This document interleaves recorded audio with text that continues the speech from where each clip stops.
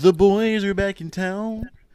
Hello, Okay. hello. This is a new episode of the Then and Now podcast. Thank you guys for tuning in. I'm Charlie Wilson here with my brothers, Mr. King of the Comics, Ethan Murphy, Mr. Lelouch V, aka known as Mr. Stankmeter. How y'all boys doing? Who I'm who doing good, knows me man. as Stink Meaner? Everybody. No one has ever called me that besides you, Charlie. You just don't know about it. You just don't hear them. We all say it. I'm curious. So what is keeps throwing me off is how Otis and I have been switched. Usually I'm on the Yeah. right and Oh, he's on the shit. left. We got Easy switched around fix. there. There you go. There it goes. It's easy fix. Yeah, no, it's no big deal. It's just funny. But I'm good, man. I'm good. How you living, Dev? I'm pretty good, man. Got a bunch of schoolwork to catch up on. We got a week left for finals, so I'm stressed out. But Oof. college Yikes. stuff, we're making it. Yay! That's literally a lifetime ago for me when I was in college. A lifetime. It feels like a lifetime ago for me. And it's only been, well, not only, it's been 7 years. I graduated in 2015. Shit. For anyone interested, the gameplay we have going on, because I thought it'd be cool. We're talking about Turning Red today, so I was like, all right, Chinese culture, it'd be cool to have a game that reminded me of the aesthetic. And Sleeping Dogs, a game that I really enjoyed. I would love a remaster for, or a sequel for. A game I think is based in Hong Kong, I believe, or a fictional Hong Kong. I don't think it's a real place in the game, but dope game. If you guys like the gameplay, go play the game, go check it out. You're pretty sure you can get the definitive edition for cheap.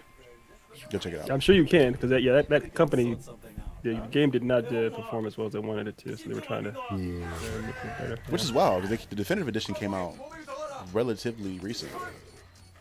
Yes, I think the definitive edition actually was better received than the original it was much better. Yeah, it was kind of like they kind of fixed a bunch of stuff. because it worked.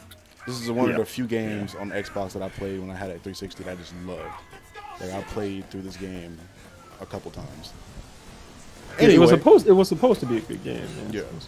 It was. I think it was a little bit not ahead of its time, but it was dope. For its I time. mean, not quite ahead of time, but on time. But anyway, for anybody, for getting to the first topic of the day, this is a topic that Ethan brought up to us yesterday in the movie Turning Red, Disney Pixar. Since it is your topic, I will let you open the floor and give us some background information. Oh, sure. So the movie Turning Red was a Pixar film. Came out, a few weeks. I'm not sure what the exact date was. I think it came out either at the end of March or beginning of April officially. But it was a movie about a young girl in 8th grade. I think she's about to be I think she's 13 years old, and how she's 13. Yeah. she's 13 years old, named Mei Lin, and she's going through some changes where she's dealing with, on the surface it seems she's dealing with puberty, but in reality she's actually dealing with a family like kind of curse, essentially, where once you get to a certain age you will transform into a giant red panda. And the movie's all about the relationship that the girl has with her family and her friends and dealing with that kind of a change and in changes in life in general for young people and the idea of growing up, what that's like for someone. And I think the movie does a really good job of handling that and dealing with navigating the waters of change for anybody. It's specifically applied to a young girl, but it's something that it's kind of ubiquitous across the board. Growing up and changing is hard for all of us. Now, what's funny about it is how I thought it was a really good movie. Otis watched it; it was a good movie. I'm not sure if Dev, what you thought about the movie yourself, but Yeah. the Watched it this movie was. morning. So, did you enjoy it? Did you? Yeah, I thought it was a pretty good Pixar movie. I think it was. I really enjoyed it. I thought it was interesting. I thought it was. It held up to like modern. Well, it came out in 2002. Well, it's based in 2002, but I feel like it was relatively modern in a lot of the things that the kids kind of go through. I don't. I felt like maybe because I kind of grew up in that same like era of like my mom was an adult at that point in time, so my mom's kind of similar to the main character's mom. So I kind of felt a lot of similarities there with the overbearing mother that just kind of wants the best for you, but then she's like wants you to be attached to her at the hip. Right. I thought it was dope. I think they did everything in a very tasteful way. I thought the lore was interesting. The powers, like the little girl's powers, and how she used those, and it was in a dope way. I thought it was cool to me. I really enjoyed it. Yeah. No, I did too. And did you you went especially? Yes. Did you enjoy it, or how'd you feel? Yeah. I think it was a genuinely good movie. I think it's a movie that is honestly relatable to anyone who was ever a teenager and had a parent that was really influential in your life. Mhm. Like, that like I said, when I was talking to Ethan about it earlier, like I saw their relationship and me and my dad's relationship, Hmm. between so I don't know where you can find issue here. Like I know one of the things you said was like, with making essentially making a metaphor for, the I think you getting can say it. getting I don't think it's like Yeah, it's. yeah, yeah. You can yeah. say it. You can say it. That's what we get Yeah, into. yeah. We get It's to, a we get yeah. into the controversy. That's what we're here to discuss. Is the Right. controversy. It's a Yeah. metaphor for, getting a young woman getting her period, and then the issue with them not mentioning 9/11, even though it's 2002. I feel like that's really really stupid because, like, it's in a different country. Like, yes, it is a Hmm. neighboring country, but Hmm. I mean, I don't see America, doing anything about anything that happens in Mexico ever, right? Like, Right. ever. So, Right. like, what is that? Aggressively. Yeah. Right. The funny thing to me is like even in regards to the coming of age thing with like the period stuff, that really wasn't even like there wasn't a lot of innuendos to that. I think there was like a couple when she first manifested her powers, where her mom was doing it because her mom thought it was that. But like after that, there really wasn't any more alluding to like her having a period Nope. outside of like the teenager thing where like she's like talking back now and got an attitude and she's like wanting to rebel. Beside like, and that's not, to me, that's not even directly related to that of a period. So like, Nope. I don't see a lot of issue with that and a lot of fight Mhm. back on it because it's not a Nope. huge talking point or even a huge thing that they harp on. It's like No, there it's for like not. one little joke and then they move on from it. Well, because that's the idea is that it's a misunderstanding that the mom has where she believes that the girl is going through that because Mm-hmm. it's she's 13, it makes sense, and the idea is that it was turning red. So there's a metaphor there, but the metaphor is short lived. It's not meant to be the whole overall thing. What's actually happening is the girl is transforming, similar to any kind of movie where you see a person transform into a werewolf, like Teen Wolf, which was back in the '80s with Michael J. Fox, or things of that nature, where a character is transforming, dealing with that change. There are similarities to a person, I'm sure, where young women relate to the idea of feeling like a monster when they have their first when they start going through that time of the month, things like that. But the movie isn't harping on that idea. People are Right. projecting a lot of the issues they have with that. And even if this is something that Otis and I mentioned before, if a movie was to address the idea of a young girl going through that time of the month, how is that a bad thing? So the movie did a tasteful job of handling that. Yeah, there were some jokes in there, but they're all handled tastefully. It's meant to be like, yeah, this is a rough time for people to deal with.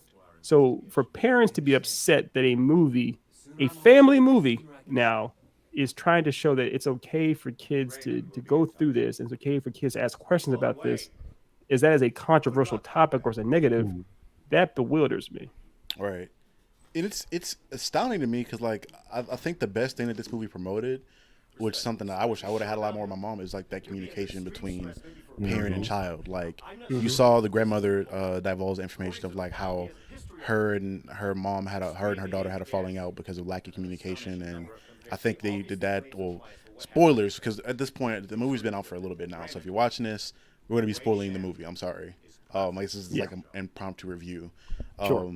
The dad talked about how that the argument stemmed from her not liking him and that whole thing. And they just talked about like I'm like they really just promoted communication and like telling your parent how you actually feel and not bottling up your anger Mhm. or something resentment towards your parent and kind of just getting Mm-hmm. that all out, which you saw Yeah. at the end sequence at the climax and the resolution also. I thought it was dope. Like they just a lot of good things were brought up in this movie, and I feel like this is like lately with this and Soul, and I think the other movie as far in regards to the emotions or whatever. I forgot what that was called. They've been like, spot on with Oh, like Inside Out. Inside Out. Yeah, it's been crazy how like I haven't seen anything besides something like Big Mouth where they do stuff to like resemble things that children go through and like marking points. And I'm Right. like, damn, I was just like that. I did that. Like it was, I Mhm. connected with it so hard. Now I'm 20. Like this, we're not even a target audience. I feel like for something like this, and it's still like Right. we connected with it well because it's well Yeah, done. because family movies aren't kids movies. Like you want to watch something like Minions, where it's like, oh, this is just for kids. family movies are meant to be for everyone in the family can appreciate it and enjoy it. Mm-hmm. And you're right, like those like Inside Out and Soul. I love Soul. I put Soul and Turning Red and probably Inside Out. They're like my top 4 Pixar movies. Like those, like Wall-E, That's and tough. Incredibles, like the Oh best. It's hard. man, I haven't Wally. actually gone through them, but those are the best ones, I think. We got to do that soon for an episode. Yeah, That's we have tough. to Yes, rank we them. for sure gotta rank those Pixar movies. Wally's number Yeah, one. Wall-E's Then whatever great. the list is, like that's I'm We'll, biased on that we'll one. do that at the end of the episode. I think if we got Yeah, time, we can knock that that'll out. be something to do. We'll go ahead and rank them at the end. But Yeah. I think you're right, Dev. They've been trying to handle these types of things with a very, very deft hand because these are things that aren't really addressed in films for kids or in films that kids would watch. And they're things that are important to kids that kids have questions about, but are almost never get a chance to ask. And like you just said before in the show, how there's so many things you wish you had a conversation with your mom about, Mhm. and they don't really come up as much. And I'm sure Mhm. that's across the board for the most part. Most parents do not want to talk to their kids about these things or tough topics, and the kids have to go somewhere else to learn about it. And of course, the information they get is all kinds of scrambled and whatnot. So I do think it's important. I do think it should happen more often. I really do. Danny says Wally is definitely number one. Danny, that's Yeah. we'll discuss that. We'll get into that at the end. 'Cause I think But Danny, the yeah, our Danny. Danny, yeah. Yeah. We actually got similar tastes on movies, Danny. We haven't actually had a direct conversation, but we feel the same way about The Exorcist too. Have y'all not had a go direct into that. conversation? Oh yeah, We have not. Me That's and Danny have not crazy. spoken. Damn. I know. We gotta- I know. yeah. That's bizarre. I know. We're gonna get Danny on the episode soon. Yeah, we'll have to have her on it soon enough. Or her time freeze over. I know she's more bogged down with school than I am. Yeah. She is. Yeah. You and my schedule too, so yeah. Right. With the same movie, are there any other like major talking points you guys want to? Yes. I think majority So of the that controversy was one. The period thing was one. Here's another thing that's even weirder. The other one, there's 3 main controversies that are brought about Turning Red. The next one is the idea that the movie is promoting kids to be defiant towards their parents, or promoting them to be, little hoodlums, essentially. Like, because what happens at the end of the movie is you see how she's more or less pressured by her mom from the start to always do everything she says, be Right. very obedient. And at the end of the movie, they come to an understanding or a compromise as far as her having more freedom and kind of growing up, being able to be her own person and go out and do things with her friends. Right. And some of the parents were up in arms saying that this movie is promoting kids to be, to go against their families and to no longer listen to what their parents have to say and all those kind of things like that. And it's like, that seems wildly obtuse to believe that the movie is seriously. promoting that.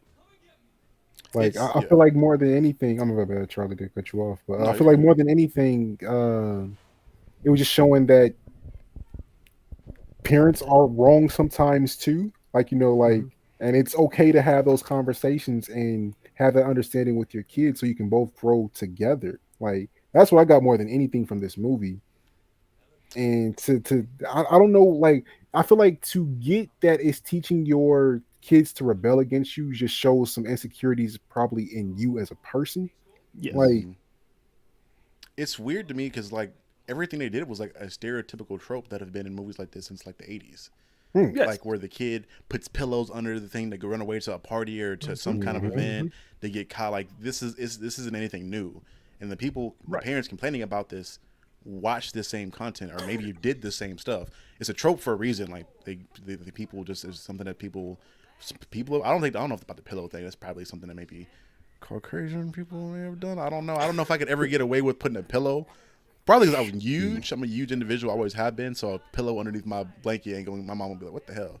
But it's been done in movies though. Movies have been done it forever. So Right. regardless of yourself personally, movies have done it forever. Right. So that's crazy to me. Like you watch these movies. It wasn't an issue when you were a kid. Now it's a main issue. I don't know. Yeah. It's And also interesting. it's the idea too is that's part of growing up is everyone who goes when they're a teenager, they're going to kind of push back against their parents on some level. This movie also shows that she's still in the part at the very end, she's still working like a full 3/4 of the day with her mom in panda suit, and then at the very end of the day, she goes off with the kids, with her friends to do some stuff. And also, it shows that the mom is accepting of her friends and invites them to dinner. So it's like it's not a deconstruction of the family or a breakdown of a family. It's actually like the family's actually coming together in a more healthy way by the end because the kid is growing up, making her own choices. So I feel like people have kind of have their own agenda when they watch a movie, and they try to find information to back it up, regardless of what's actually being presented to them. Hmm. That's right. It's Yeah, just really pushes the concept that yes, as a parent, you can learn from your child as well as them learning What? from you. Like, Shocking. it's okay. It's okay. They have brains. You it, made Yes. that. and this Yes. gives me Shouldn't you be proud faith of that? because content like this movie to me that I've seen was really well received. A lot of people enjoyed it, so it gives faith to me that not only do people create this content, so people that are in charge of writing this stuff have that positive mindset on communication between parents, but people are receiving this and people enjoy this, and like I don't know, it gives me hope for society, I guess, and how people raise their kids and the amount of trauma and things of that nature. I feel like a lot of people in my generation are, or even like slightly up into Otis' generation, because they had so many bad tropes growing up when it comes to parenting and a lot of Hmm. trauma. I feel like they're raising their kid. Not to say that their parents before us raised us bad. Like again, they did the best they could with what they knew, but I feel like it's a lot more healthier relationships being formed with parents in my generation and as well as Otis's generation. Exactly. Exactly. I agree because it's progress. It may be slow, but it's steady, All right. and that's yeah. So the future generations are arming their kids with this knowledge better. All right. Yeah, I Biggest agree. thing is just the ability to feel like you can speak to your parents about anything without fear of getting in trouble. Right. Exactly, exactly. And that's a much bigger thing. And even just breaking it down to like mental health, how that's a more openly discussed topic too. And it's the idea of it's okay to actually deal with these problems. It's okay to Mm-hmm. speak about these things. It's encouraged much more than it was. I know in my generation, like Otis is only about 10 years younger than me, but he probably had the same thing where for me to talk to my dad openly about how I was feeling, another man, Whew, it didn't happen. whew. It wasn't he didn't shut things down, but like I never saw him Mm-hmm. openly discuss anything, and so I grew up thinking I shouldn't discuss things with him either. It just Exactly. didn't happen. Exactly. Uh, I don't know how it was for Dev, who's 20 years younger than me, but hopefully it's a little more It was very adjustable. similar to me just because my grandpa was around a lot. My stepfather, obviously, I felt I could speak to him about a lot more stuff, but I kind of early throughout life I kind of had my own stuff with him and whatever. We didn't have the best relationship until I got a little older, but I felt like I could. But my grandpa was similar to you guys' situation in regards to he was just a stoic, like head unbothered man. Like he just handled everything. But the funny thing is, like once I got to probably like my late teens, like early 20s, I would have conversations with my grandpa, and he would like give me information of like shit that he would go through as a child, or like prime example was like I think he told me about a story of like him driving across because he was in the military, so he was moving somewhere to somewhere else, and he stopped in this town or whatever, and like his encounters with racism and how afraid he was and things like that. And I was just like, bro, you never, or about how I think Mhm. his parents both died by the age, like by the time he was like 10 or something like that. Like so I'm like he would never divulge this information to me when I was younger, so I felt like I couldn't say how I felt. But then Hmm. we're both 20, I guess, because he felt like I was a man and I could handle the information now, I guess. But I'm like, bro, if you would Mhm. have told me how you felt about things like this earlier in life, I probably would have felt more comfortable telling you more stuff and not feeling like, oh, damn, Hmm. if I tell them that I got a bad grade or got in trouble at school, I'm gonna get my ass throttled when I get home. Right. Yeah, it's exactly because these things do influence how we grew up. They impact us Mm-hmm. severely. My dad, I had a massive. You guys know I moved from the East Coast to the West Coast a few years back, and my dad and I, it was like just a father and son trip. He helped me move, so we drove for almost 5 days across the country. And in that time, we did talk more about a lot of things. But I was also in my 30s when that happened. But then after the end of the trip, as I took him to the airport so I could fly back, he shook my hand, and for the first time, literally in my life, he said, "You know, I'm proud of you." And it was a weird thing to have my dad at the age of I think 37 when I moved here say for the first time ever, I'm actually proud of you. It just blew my brain. But I watched my sister dealing with her kids, how she when they do something, she does say she's proud of them. She makes it clear to them they know that she's proud of them. It's kind of a different thing amongst generations. How you want to make sure your kids. She because we grew up without having our parents say it to us. She always takes the opportunity to say it to them when they do something like that. So it's a Mm. world of difference. Yeah, that's something that honestly I wish I had with my own parents. Like if they would have let that be known more, I feel like I would have been a much more expressive person to them, and honestly in general. But Yeah. I mean, you live and you learn, and it's something that I can now take to my parents going forward and say, "Hey, this is a issue that we had. This is how I overcame it. I want to get past this with you guys too. I mean, it's a it's a lesson, like, Hmm. and that's what you're supposed to get from movies like this. But I mean, I Exactly. feel like Exactly. we're finally getting from the format of parenting that was always kind of put down. Like, you were always fearful of your parents. Like, Right. me and Charlie have talked about this album plenty of times before. But "Damn" by Kendrick Lamar, Mm, mm, "Fear" is mm. one of those songs that hit for me so hard because like that's just like he was just reciting all the things that I've heard from adults like to me. So like Bro, like Yeah. Yeah. that's to see that we can start transitioning to a position where like we can actually communicate with them. I mean, not necessarily as equals, because like you don't want to be 100% equal with your parents when you're a No. child, but like No. in a way that you can actually give feedback back and forth each other, and it's not one absolute. You know what I'm saying? Exactly. just be Yeah. emotionally That's. transparent. Yeah. That's the biggest thing. Emotional transparency. Yeah. Like if you feel a certain Yeah. way, like I don't think you're exuding weakness if you let a child know, oh, I'm tired or I'm Yeah. depressed or I don't feel good, but I'm gonna work to get better at it. Like, Exactly. I completely agree, and I think there is a hierarchy amongst the parents and child, of course, but also there should be open communication. You should be able to a child, like you said, that if you were afraid to ask your grandfather or stepfather growing up if something happened or if you did something in school, you're terrified to ask them about that. Fear shouldn't be the dominant emotion in a household. It should be curiosity. There's an expression from Ted Lasso where he says uh, he tries to quote Walt Whitman, but he botches it. But he says that you should be curious and not condemning, or you should be curious as opposed to being discriminatory. And I feel like that's what we are. We grew up in a culture where we don't do that. We were not actually allowed to be curious. We're much more as far as like we're taught to be. If something's Mhm. different, fear it. Curiosity If you killed the cat. That's something curiosity that's killed the instilled cat. into every child. Everyone's heard that. right. Yeah, exactly. So I'm glad, like you said, it's if we are slowly but surely gearing away from that with the amongst generations, as far as our generation and the way we're raising our kids is different than ones we had ourselves. Right. Well, the transition into the next topic is something that I felt was kind of. I mean, it's still nerve related, obviously, because of the two people involved in the situation. But the Amber Heard and Johnny Depp situation. Yeah, Although we do not know, I mean, at least I know I don't know the exact details on the history of this long, like legal situation back and forth and who's suing who or who is defamating who exactly. But the biggest thing about this that we do know is that there is literal audio evidence of Amber Heard admitting to her being physically abusive to Johnny Depp, and this is still a thing. Like if I like hmm the fact that he provided audio evidence of her saying that, and then she did not deny that. Like she didn't say, "Oh, it's taken out of context." Da da da da. You can't argue with that, and yet he's being pulled. He was being pulled from stuff. He just straight up like the fact I don't get to see another Jack Sparrow appearance in another Pirates of the Caribbean movie. Granted, however people feel about that, he was like the biggest bright spot of that series to me. Like the fact I don't get to see stuff like that, or I think the end was the biggest bright spot of that series. I mean it's five. He's in five of those movies, right? It's five of them he's been I in. think there's five. Yeah, Yeah, I think it's five of he's them. in all of them. But Yeah, like getting to see him in projects and things like that, like Hmm.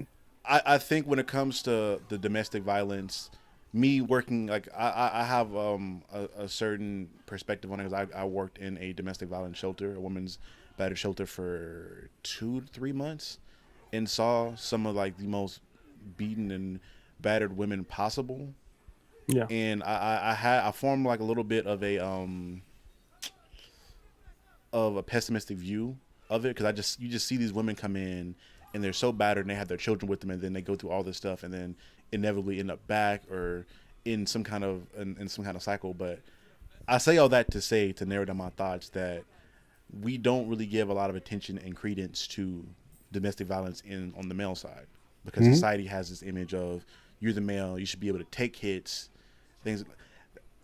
It's tough for me because I feel like me being raised in the South and being raised with a family, I have a lot of traditional values.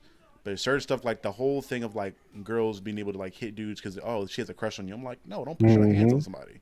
If you like right. them, say so or do something. But you being physically violent with somebody and that being a representative of how much you care about them is not something that should be Cough, cough, Felicia. Yeah, we gonna we putting a charge on Felicia pretty soon. When she comes See, back, she before don't we, know, but the people gonna be waiting on her when she gets back home.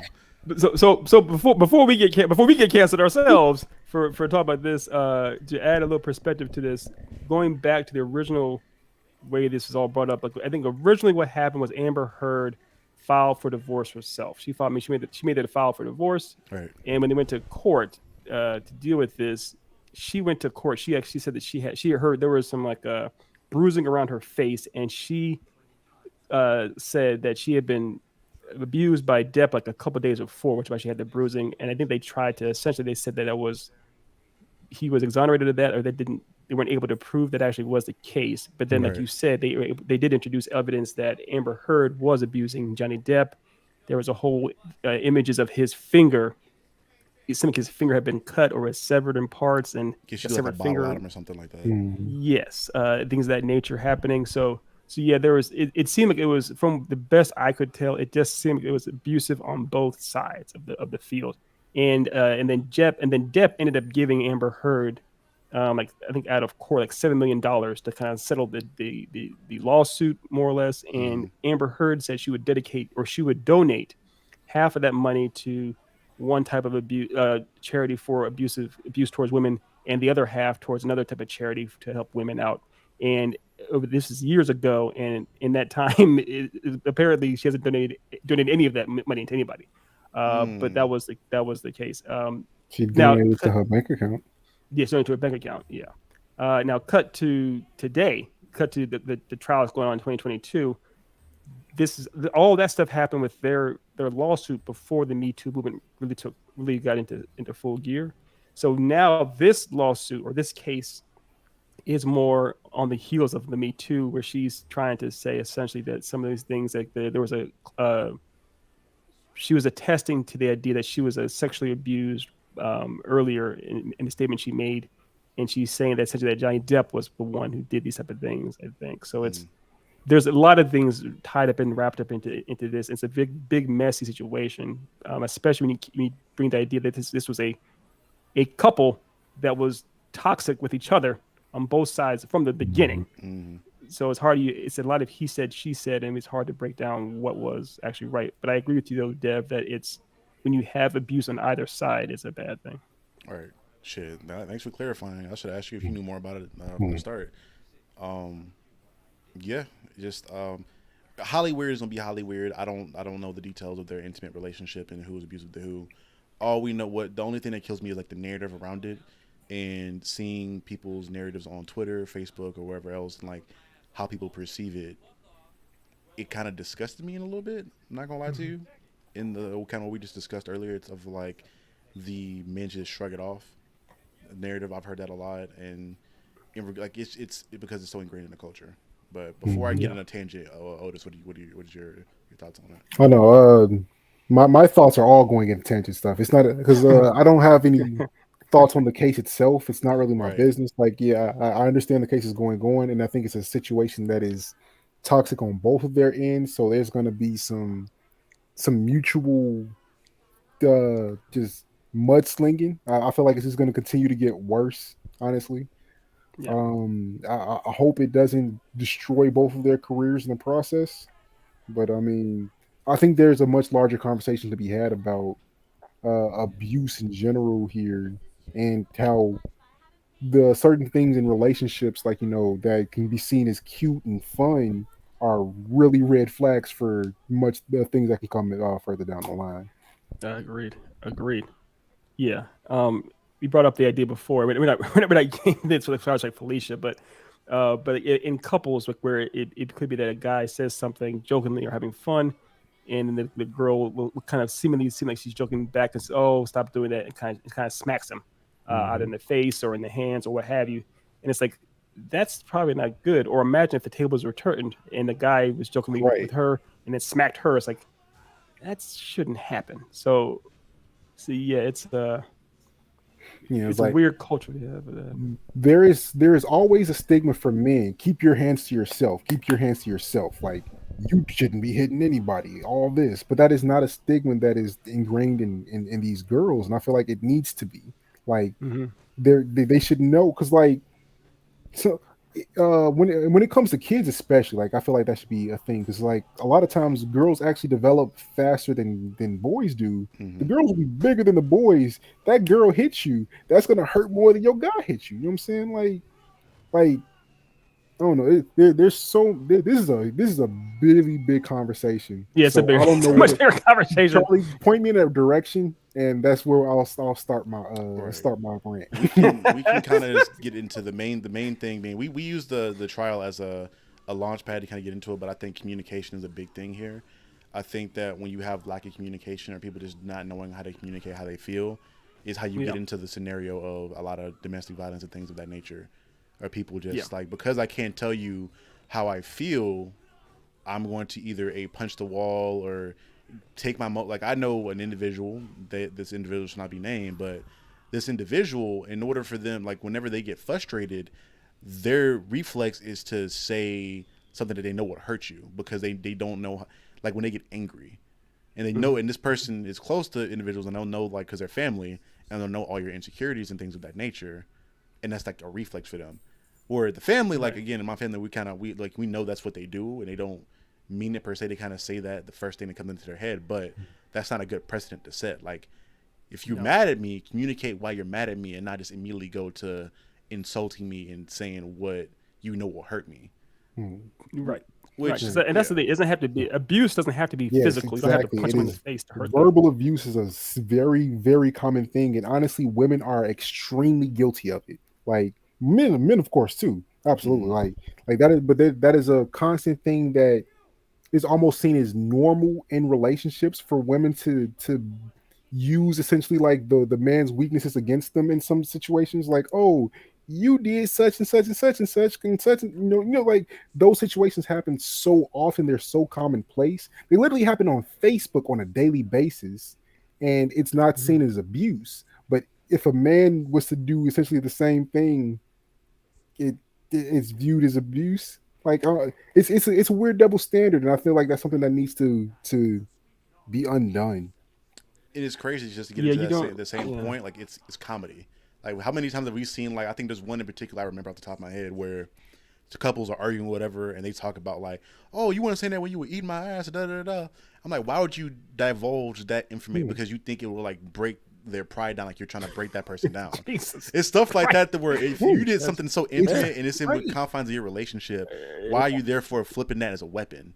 Or like That is these abuse. are That is TikToks and literally like things I've abuse. seen people use as jokes to like it's a funny thing, but it's something that's you see all the time. That is wild. So I can't speak on that necessarily, but I can speak on like how long this kind of this weird idea has been around. If y'all remember back in the day in old like Looney Tunes cartoons or whatnot, they'd oftentimes have a weaker husband, and he'd have like a wife that had Hmm. a rolling pin, Mm-hmm. and she'd like beat him across the head. Like his name was always George or whatnot, and he was meant to always seem like the beta, quote unquote beta male around her, and she would always be like barking at him, barking orders at him, and making him seem smaller and everything like that. And then it was played up like you said for laughs. It's played for comedy or for jokes. So it's a weird situation where abuse is kind of the idea of the lesser women are oftentimes seen in society, especially by men, as the lesser. So when the lesser is given power, it's played for laughs. And the idea that when you give women the ability to abuse men, that it's a joke. There's a lot of inherently wrong things in there. There's a lot of problems with that. Right. It's a really big conversation because we have to be the emotional Yeah. stoic thing. We have to be so emotionally stoic and can't show emotion, and then we're told that we need to show emotion to the people close to us. So which we do that if it's our significant other, but then for you to take what I Use that confided in you against in you, and then man. weaponize it against me, I'm like, damn, now you just like it may not even have been that big of a deal in to other people that people don't care, but that's something I told you in confidence, and that's something that I felt was significant to me that I didn't tell anybody else besides maybe like a really close friend. And for you to weaponize my insecurity or my pain, it's crazy. And then we just have to get over it. And then if we raise our voice, like me, I'm a very large individual, so I have very uh, You're the big voice. I'm a parent of I'm aware of how big I am, so I'm very careful in how I approach people or discuss things. Like I don't raise my voice a lot. I don't make really fast, quick movements because I know I can be perceived as a threat or intimidating just by doing the minimum amount because I'm so large and I'm perceived as a threat. Yes, But absolutely. for other people, like we're not making a generalization of all women. This is just No, a I'm not. Definitely not. yeah. This is more so just a cultural thing that us as men we have noticed because we're in it. Again, it'd be great if we would have had Danny on here, or another woman on here, Right, I know. perspective right. If on we actually this. had her on to talk about this, it'd be much better than having 3 guys talk about this. Right. Right, I know. Which, if we do something Yeah. like this in the future, and we know we're really going to try to get more women to kind of get perspective, which we need to get more At least women one. on the show in At least general one. to kind of speak on Yeah. topics like this. But yeah, for me, I'm very aware of how to approach people, and it feels like that we're told that, but it feels like women don't get that. It's like they do what they do because they're perceived as the weaker people in society, at least culturally, especially in America. Then they can do whatever because we can take that damage, we can take that weight. Cough, cough. It's Well, part of it too is that, and not to put the weight on the onus on women, but men are from the time you're a boy, you're taught to deal with it or to suck it up, be a man. Right, right. That's the idea too. So, regardless if it's a woman hitting you or a man hitting you, you're pretty much taught that not to quote unquote be a pussy, but to deal with it, to actually face your problems head on and to fight back, all those different types of things. So of course, if you're in a relationship with a woman and she is being abusive towards you, it seems like you'd be a fool to let that happen or to complain about it or not to be able to handle that kind of stuff. So there's a few other things involved with it. Like I said, it's not the only thing is just on the women. It's the idea of the way men are 'cause, raised from the start. one thing that we do like, because I gotta give a little bit of evidence to the opposite side. Like one thing that men do consistently that I personally think is abusive towards women is gaslighting, right, making it Yeah. seem like Yeah. what a woman is doing is crazy. Like she's building up to like what she's thinking is just so absurd and wrong that she should feel wrong for feeling that way. right.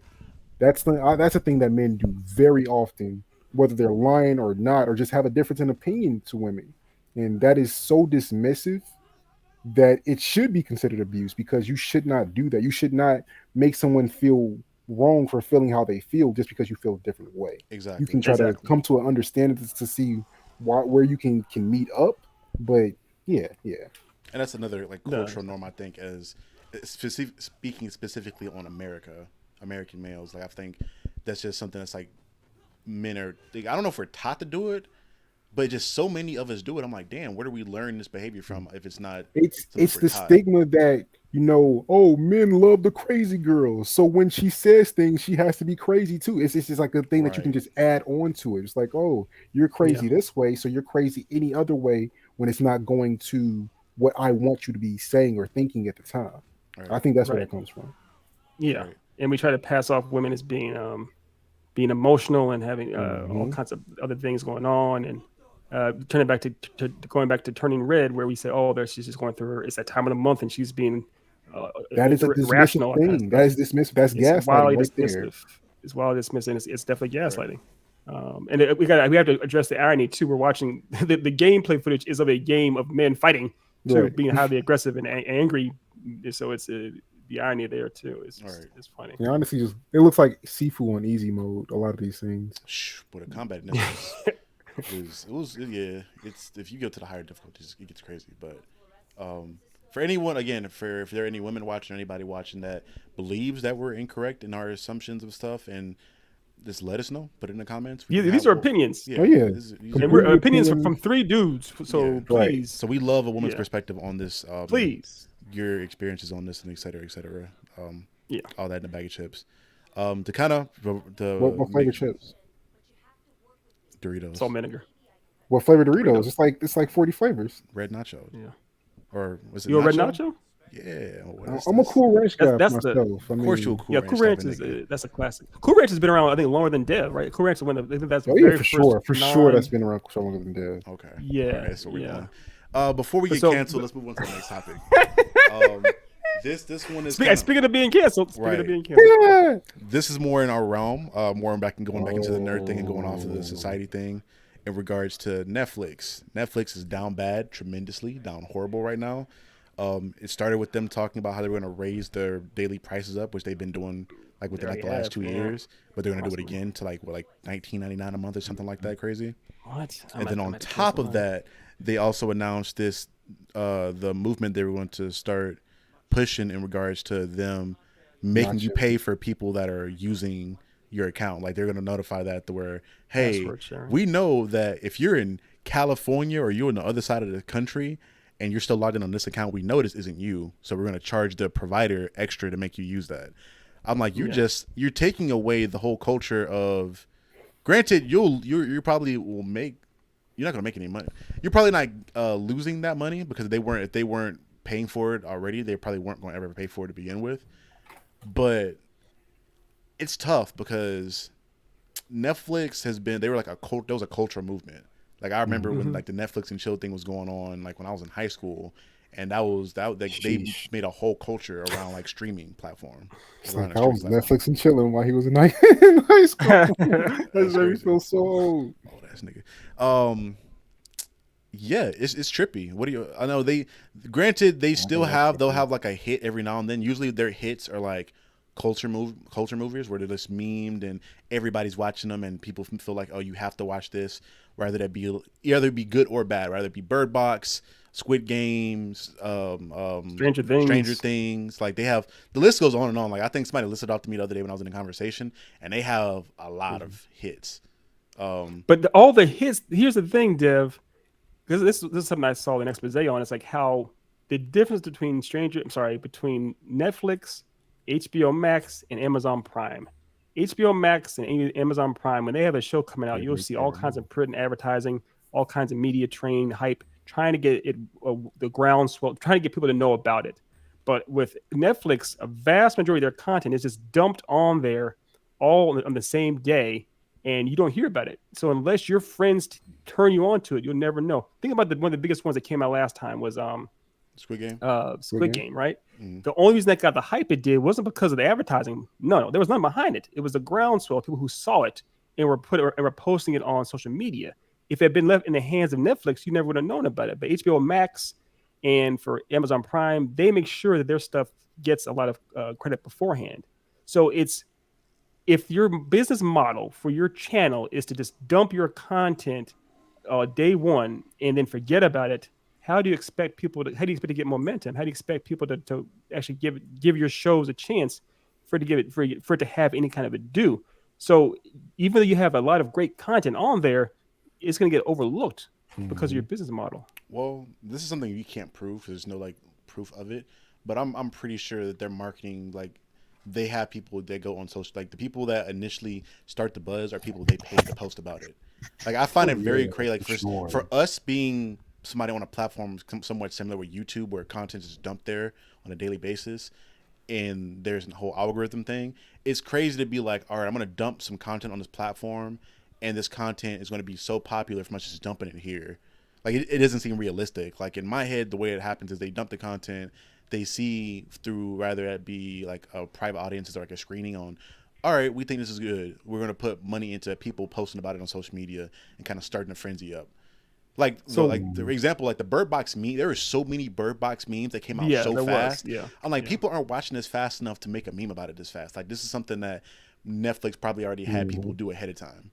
They had an engine behind it, right. For that one they did. But if you think about it, if you actually go through into Netflix, look at all the content that's dropped on the original shows. Like I haven't heard of a majority of them. There's a couple of them, like Russian Dolls I heard about, or Stranger Things, obviously, but a majority of them I haven't heard of. Any new show, like Reacher or the Boys Diabolical, or you hear about these things like crazy. Invincible, you hear about these stuff like crazy, and because they released one episode like a week or so, it gives time for fans to build up hype for them too, as opposed to everyone just binging it on the first day and then once that's over, it's gone. For another thing too is between seasons, like a show that they mentioned in this expose was Succession. How that show, its first season wasn't nearly as hype, wasn't nearly as well known, but because it was the way the model was set up, it gave the shows time to get to generate more awareness. But with Netflix, it's oftentimes they cancel their shows after 2 seasons, 2 or 3 seasons too. So it's almost like they're setting themselves up for failure, and that's why they're doing so much more to charge their members so much more money. Also, why they're losing so much stock, why people are jumping ship, and because of that, that cycle continues, and that's why they're charging us, the people who are trying to stay on board, that much more money. Right. It's a horrible cycle around. Yeah, there's a lot there. So their stock dropped 54 billion.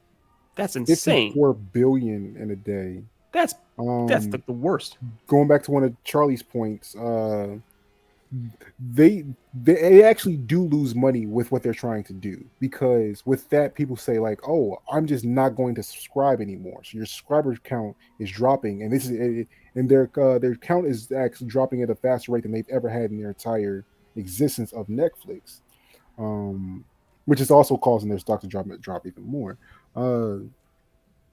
Like when you put out policies like that, people say like, oh, I'm just not going to pay for that anymore. They become okay with losing your content. Like you want to entice people to be sharing that more, because even if they aren't paying for your content directly, they're talking about your content more, which is literally free promotion for you. Like Right. it's a backwards mentality that they have with Netflix, and we've talked about that before. Their model of just dumping an entire season on a show versus putting it out weekly. They literally hurt their own traction, because they're only talking about your shows for a week. Like after that week is over, you put up so much content. Now they're talking about the next thing.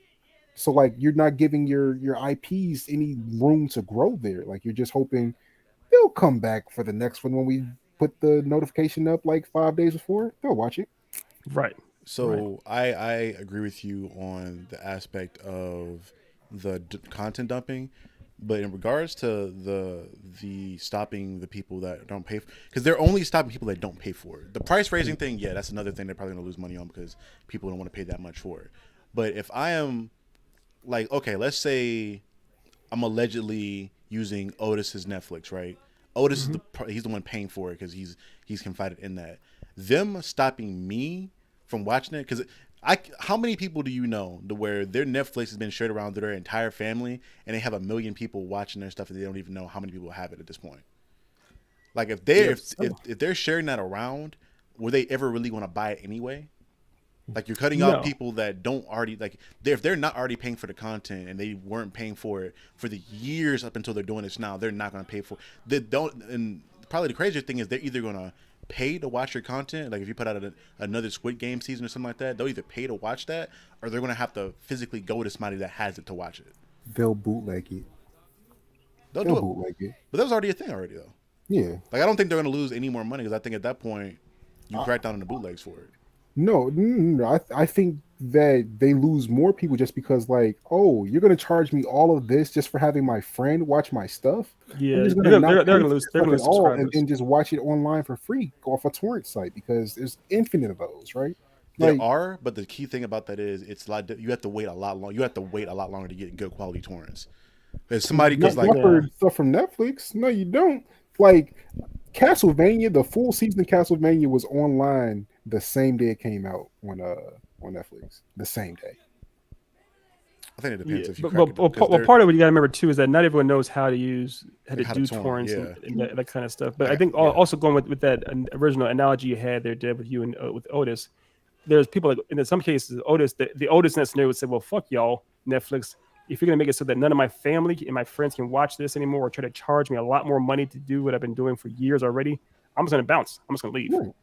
Even regardless of torrent, they're just gonna say, "Well, fuck y'all," and it's gonna dip out. That stuff happens a lot. I mean, you've seen the memberships going down, and the people that are leaving are those that have been paying for the memberships. So it's not going to get better. It's going to get worse. I mean, they pretty much have a Cyberpunk 2077 situation on their hands, where they're going to have to start trying to figure out how to cut losses severely. Bring that price down, Netflix. Right.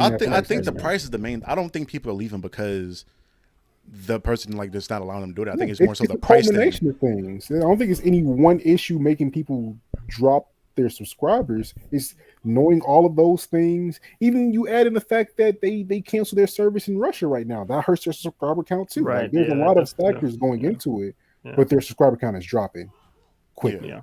That was a whole that's political marketing. They may have gotten more subscribers because of that. In regards Right. to like when people like you're at that point you're trying to just a PR stunt. You probably get more people subscribing or staying on because they see you support something like that. Like Trying to support. prime the- example it is BLM a- stuff. Like how many companies were. Yeah. Like, I'm pretty Mhm. sure Nike sales went up exponentially once they were like doing Kaepernick stuff and all kinds of other shit because they saw like where Yeah. they looked like That they was publicly a aligned bandage themselves. on a sword wound, essentially. Like just Right. here, just get that The one bandage little. worked though. Did it? It Yeah, did what it was it's supposed to do. They're still hemorrhaging with subscribers. Did it work? I was talking about Nike in particular with that. Oh, well, we're not Right, talking yeah, about Nike. yeah. I'm talking about Netflix. Yeah. But that for one, yeah, Netflix. Netflix. Again, I think the main thing is just the price going up. Like 'Cause literally, the thing is, they need bootleg, to- bootlegs have been a thing forever, and people Yeah. like they were around during the bootlegging era, and they were doing phenomenally. The issue was once their prices started going up is when they started losing that stuff.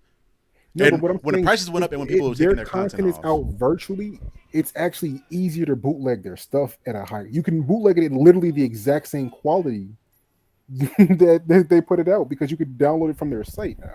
Yeah. But Digital again, streaming. that's been a thing since their like inauguration. That's an inauguration. Since I'm their saying- like beginning. That culminated with the fact that their prices are going up with them pissing off people that are sharing like all of these things collectively. I don't think it's any one thing. I think it's all of them.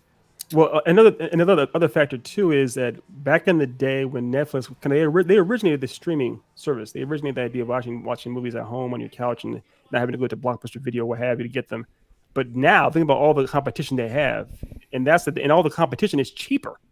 It's cheaper for Amazon Prime because you pay that like once a year, which is a cheaper price. It's cheaper to get Disney Plus for like I think it's under $10 for that. It's cheaper to get Apple TV or Apple Plus. It's cheaper for It's cheaper for all these other streaming things than it is for Netflix, and that's a problem. So it's kind of like, why would I pay twice as Well, much for one as opposed to paying just You can get getting the free? bundle for Netflix. I mean, not Netflix. For Disney Plus, Hulu, and Hulu. ESPN for $12.99, while Yes. the basic Netflix is $14.99. Yes, and which is going up. But the last bill I paid for Netflix I think was like $17.99. I was like, what the fuck is this? So I was like, that's horrible. Honestly, I don't think they'll be fine as they're losing money, but I think it may be a little bit overblown in the extent. I say that for the fact of all this stuff that's happening was something that was inevitable to happen anyway. Like once Disney being the prime example, once they saw that their stuff was doing so well with Netflix and their platform, and they started Disney Plus and they took all their like the Defender stuff and put it on their platforms. Like people, even for those other like you can find torrents of those other websites the same way as well. Like, Right. bootlegging, I don't really account. I don't take that into account too much because that's been a thing since the beginning of movies in general. And if you're gonna bootleg it initially, like I don't. It's me just learning how to torrent stuff. It's a whole process, and you're probably gonna spend more money torrent. Like you're gonna spend more money It's a hassle. to safely torrent. You're probably spending more money than you would paying for the subscription in general. I'm not Yeah, gonna say it's the exact time price point, but consuming, yes. trust me, like me recently learning what you need to safely, because if you torrent and you don't pay for all the other subscriptions of other sites to help you do it safely, you're gonna get a hefty fine, like hundreds, possibly thousands of dollars, depending on which state you're in, what country you're in. So that's something that a lot of people don't know how to do, for one. And then two, you can't, when you're torrenting safely, like even when you're doing it safely, you can't distribute that. And if you distribute that, you'll get, you probably get prison time. Yeah, depending on where you're at. So for something that's illegal and that's not easy to do, like if it was as simple of like like people going to their flea market and you can get a HD quality thing like you could back in the day, I'd see your point. But for it being so difficult and being so illegal to the point where people are cracking down on it even harder now, to where I think there's only like around 10 to 15 countries where it's legal to do so, and even then you can't redistribute it. I don't see that being a use. So I don't really take the bootlegging into account too much because of that. And then in regards to people, like if they weren't paying for it already, they weren't going to pay for it to begin with. I think Netflix I think they still have the benefit of them creating the streaming culture to where they have that brand recognition is going to keep them afloat. And then on top of that, they're still releasing things that are hitting. Like just within the last year, they had 2 to 3 series of live action things that hit that people would like, even regards to like disregarding how we reviewed them. So not like globally, they were a success. Like people liked them and, majority, like out of the majority, they liked them. And then that's not even But counting for the animated stuff that they're starting to get into now, where you have a Castlevania, people will watch to see more seasons of that. So but if here's yeah, but again, on piggybacking off what you're just saying there, Deb, is right. that they're not alone anymore. Like people are talking about, yeah, there are shows on Netflix people are talking about, but the things that are getting the biggest amount of conversation is oftentimes in other places. Like Apple TV won the Oscar for Best Picture with Coda. Mm-hmm. Apple TV, which has been around only a couple years max, they pulled off a feat that Netflix couldn't do. They came close with Roma as far as being nominated for Best Picture, but they didn't do it. So what you're saying is the quality. If you want the quality of programming, you have to go someplace besides Netflix. Disney Plus. Think about how back when Mandalorian came out for their premiere, their marquee show, the numbers that show pulled in. Mhm. Also you have on Amazon Prime, you have The Boys, how that show for those 3 seasons or 2 seasons that people were going crazy for that, and they also have Marvelous Miss Maisel, which is getting all kinds of awards. So it almost seems like the era of Netflix being the one and only is by far Yeah. gone. And ironically enough, history repeats itself where Netflix replaced Blockbuster, essentially put it out of business. Mm. It'd be funny if now Netflix gets put out of business by Amazon Prime and all these other streaming services. It's possible. The only reason I won't, the only reason I see your point on that. I think they'll be just fine is because with all those things you named out, a lot of those things had huge gaps in between. Like The Boys, the last season of The Boys came out what, a year or two or so ago, right? Last year. Last year. Last year. Then the Marvelous Miss Maisel, like that slowed down. Like this later seasons, that show started when I know it started when I was in high school. I had a teacher that talked about it. So that was 3-4 years ago, and I haven't seen a lot of huge critically acclaimed stuff for like the later seasons of that show. And then besides I mean, that, they just released the season this year too. The yeah. last season, the third season this year. If we go through the Netflix catalog, like I just said, they had at least 3 to 4 live action things that were not critically acclaimed, but people like they tuned in to watch. Again, like we said with the memes and things like that. And then that's not even counting for the whole nerd aspect with the live action stuff. But the only thing that I don't feel like they're going to be able to compete with is Disney, because obviously it's Disney and they have the MCU stuff that everyone is going to tune in to see that. But in regards to every other platform, I don't see any other platforms dropping more consistent hits than Netflix to be like, all right, they're out of business now. Well, I don't think Netflix. Oh, go ahead, sorry. I'm sorry. No, one last detail. This actually will springboard into what you're probably going to say next. Oh, it's just the idea too. Like for example, the shows that were really big on Netflix were shows that weren't produced by Netflix. So like Friends and The Office, they all got put back onto Peacock because that's NBC, or other stuff that's put on Paramount Plus.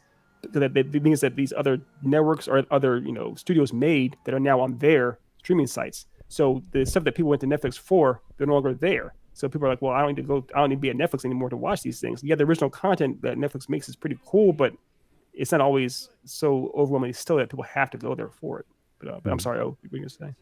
Well, it's the first to add on to that. Like, Netflix's highest tier content for the most part is not made by them. So if it ever gets to a point where some of their stuff like goes to other places, that will hurt them. But I don't think Netflix will ever get to a point where it's dead. I think it's I don't either. it's as but before this, Netflix was McDonald's. Everywhere else was Burger King, Taco Bell, and Popeyes. Right Sure. now, Netflix is Burger King with them. You know what I'm saying? Like they're not right. They're like like the difference in the amount of money that McDonald's makes compared to Burger King makes is in the billions, not in millions, right? Yeah. And I feel like they just like with that 54 billion that they just lost, they just put them even with everywhere else down there. You know what I'm saying? It's like, a massive gap. So not to mention that they were always in debt. Netflix has been in debt, like $22 million debt for around how long? It's been in massive debt for the longest time. And now this is definitely not helping them out. All right. Well, I think most businesses on that level usually are, right? That's why bankruptcy is something they file with so often. Not that level for that long. And things like that. Not that kind of level for me. I mean, it's business obviously have their debt they're paying back, but that's a massive debt for a long period of time. It's like that's not a good thing to have. Well, I think that's just due to the fact they were the first to do it. Like there wasn't a model for it.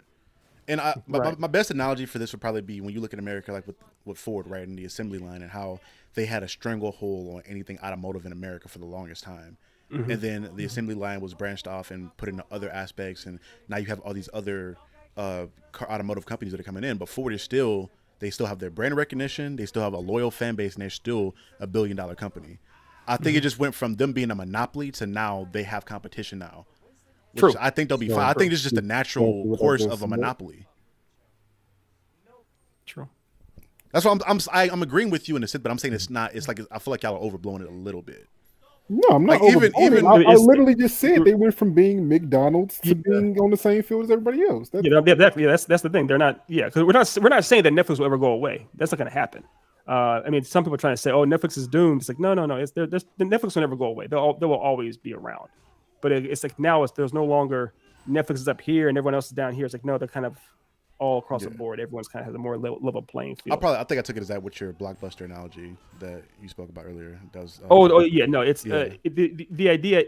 I mean, because I know I said that before, and Yeah. I highly doubt that'll happen. It'd be funny if it did. It'd be Right. highly ironic if it did. I don't see it happening though. I don't think they ever will completely shut them down. I Right. do think that Netflix needs to check their tone and kind of make sure they kind of bring things back. I mean, if you're actually charging, literally, like Otis said, other sites out there, other streaming services are charging, giving 3 times as many channels for the price for for less than what you're charging. That business model isn't going to work. You're going to have to figure out how to curtail that. So, Last to speak on one of your points earlier in regards to like Peacock and Paramount Plus. Do either of you have Paramount Plus subscriptions or Peacock subscriptions? I got both. You have both. I have a friends for Paramount Plus. I don't have a Peacock though. All right. Did they have those shows like Friends and things like that? But I feel like they don't have the brand. Like when things drop, like what was it? The I'm gonna say Destiny, Halo. When that Halo show dropped on Halo. Paramount Plus or things drop on Peacock. Are people really? They don't have obviously don't have the brand recognition of a Netflix, obviously, but it takes you guys being entrepreneurs as well. Like you know how hard it is to get that brand recognition to get people just to look. They don't have the what you subscriber count that Netflix has. No, That's of course bottom not. line, they don't have the subscriber count. Yeah, Of course, the viewership is lower. Yeah. But for people that love those, like there are people that will fight people for saying Friends isn't a good show, right? Like for those type of people, they're going to those other places now. You know what I'm saying? They hit Peacock day one. But how big? It's on How Peacock. small of a minority is that though? For Friends, Friends is It's the biggest TV show of all time.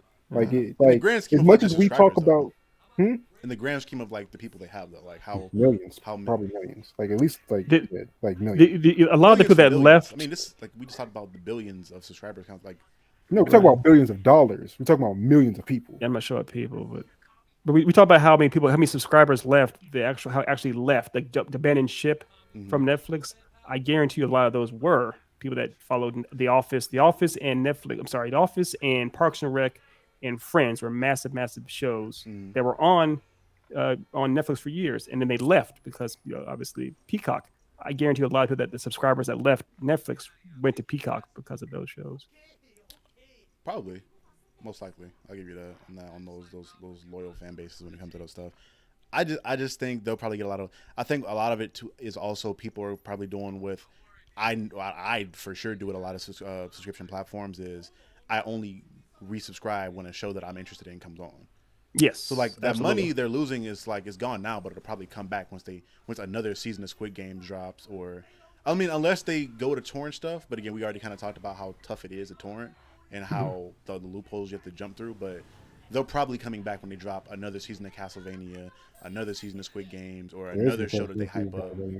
There's a million things they're gonna like. Or The Witcher, like we talked about how much we love that. Like these are things that they're gonna drop another season of that people are gonna come back for. So they're to get that money back at some point. It just won't be the consistent money that they had before. Because there's a whole culture of like people just not knowing how many subscriptions they're subscribed to at this point. Because we have like a huge subscription culture that's been ingrained in us through this like last decade plus with the rising of Netflix. Yeah, and So, that's another thing. It's a different platform now. I mean, streaming services. It used to say cut the cord as far as from cable, and cable was kind of on dire straits. And cable's kind of found its footing enough. It's doing its thing, but it'll never be what it once was because streaming services. And now look at how many streaming services and platforms there are. There are over a dozen. It's and only going to be more.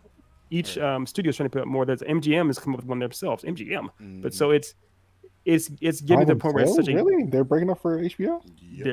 Yep. Really? Yeah. I didn't know For that. MGM stuff. So this isn't going anywhere. It's only going to be more and more out there. And I'm wondering if a Netflix was prepared for the amount of competition that they're getting. That's the key. They had to be. You had to know at some like once you have $1 billion idea and people are gonna you gotta know people are gonna take that at some point. I mean, Yeah, I hope they. At least for people that have that much money, if you don't have people that are working for you that don't know that it's coming, Anticipate then, that. yeah, you gotta do that. That's a problem. That's a problem. Yeah, I agree. Toys R Us. Yeah. Look at But Tesla. that Toys R Us. Like, look how many electric trucks and cars are there now? Like, big brands that yeah, there's like a lot of new brands coming out. Pretty much every. Yeah, I mean, Tesla wasn't the first to make an electric car though. Like they didn't make the first one. They weren't, but in their style, they're the first, like, probably affordable one that was actually productive. Not productive, but like the Ford Fusion was more affordable before. Was that fully electric? Sure. I thought it was a hybrid. It's a hybrid, but even with the Prius was before Tesla's. Was that electric fully? Yeah, yes. There are full electric Priuses. There are gas electric Priuses. There's a lot of those. Yeah, for sure. That was significantly before Tesla. Well, no, it's like 3-4 years still. Yeah, Tesla was the idea of perfecting that idea or making those cars faster. Like a Prius wasn't really that fast. For sure. Was it Jeff Dunham had a whole thing about Priuses being gay and masculine and all kinds of, like, that was a whole culture around them. Jeff Dunham. That's a whole other topic. Love that dude. The ventriloquist. The ventriloquist comedian. Yeah. Jeff Dunham. That's all of our subscribers. All of our subscribers left too. We probably got 15 more off that. Honestly, his goal. Look up some of the social stuff with Jeff Dunham. I don't know about that. He had a lot of stuff going on. Was he controversial, some shit like that? A little bit. He caught some flack for one of his main characters. The racist portrayal of the terrorist dummy. Oh, what is his name? Yeah, Ahmed. Yeah. That was like his biggest character though. That's his biggest puppet. I know. That's the problem. Yeah. I ain't gonna like this shit. There was a large group of people in the Middle East that were not fans of that character. Yeah, I can see that. Yeah, of course. That's very much like he's not even trying to be subtle about his. I ain't gonna lie, that shit was funny, bro. I was that. Mute Charlie now. I'm sorry, Charlie gets us canceled officially. You're not gonna like that. Did you not laugh at that? No. Y'all weird. Last topic of the day was another topic that Otis brought up. So I'll let him introduce the same way that Ethan did with his topic on Will Smith being canceled. So we got Big Willie from Philly coming back. That's the topic. Yeah. So of course, after the big controversy with the greatest night on live television of Will Smith slapping Chris Rock in the face. There are some repercussions from that, and he has several projects on pause. Bad Boys 2, Bad Boys for Life 2, essentially. I don't know how that name works. That's paused. That's what they call it, Bad Boys for Life 2? Bad Boys for Life 2E. Jesus, that should have been canceled before anything, but that's neither here nor there. Bright 2. He had another series coming to Netflix. What is it called? I got all the stuff brought up here. I got to scroll to it. Well, he has that show that's on Disney Plus, where it's almost like around the world. Oh, Disney canceled him like as soon as he put a foot on the ground walking towards Chris Rock. Disney canceled him already. You know how they do. Okay. You already got the racist shit from Walt Disney way back in the day. We can't do this. Or the Nazi stuff. I think it was the Nazi stuff, right? Both. Yeah.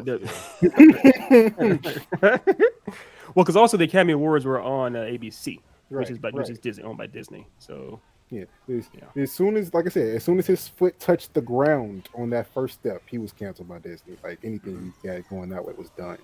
Yeah. My question to you guys is: do you feel that is a fair thing to do? Do you think that is the right move for people to want to be Fast and Loose? That was the other project that was set by Netflix. Fast and Loose. But do you think that it's fair for him to be losing these things? Do you think that is justified? What are your thoughts?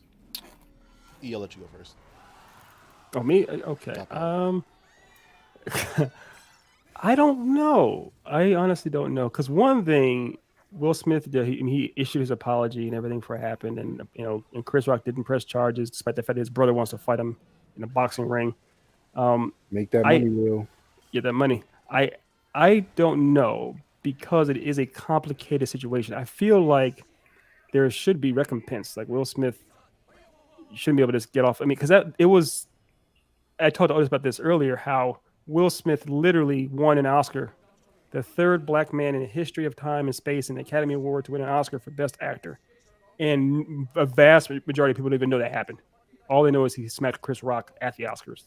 His accolade, his legacy has been completely overshadowed by his mistake, and it's hard for him to live that down. I don't. The idea of his career being paused, I hope that's more the case. I hope that he does. He is kind of put in actor prison for a while, where he can't make projects for a few years, and then he's able to have a comeback. Yes. We all like comebacks, but he needs to kind of.